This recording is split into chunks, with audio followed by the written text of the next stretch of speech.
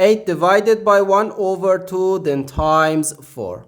First, we do this multiplication. 1 over 2 times 4. 2 divided by 2 equals 1, and 4 divided by 2 gives us 2. So here we have just 2. And 8 divided by 2 gives us 4.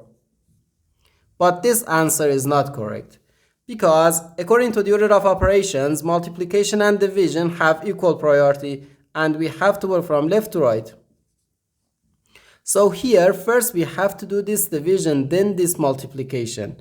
If we do this multiplication before this division, it is wrong.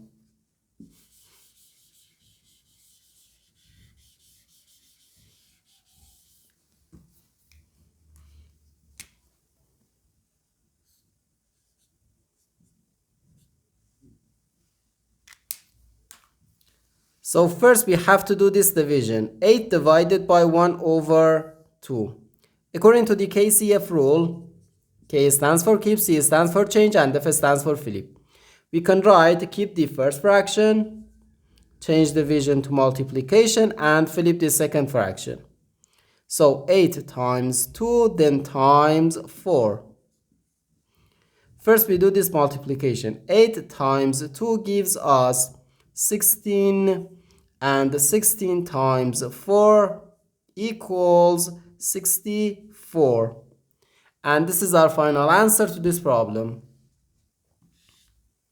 The correct answer is 64.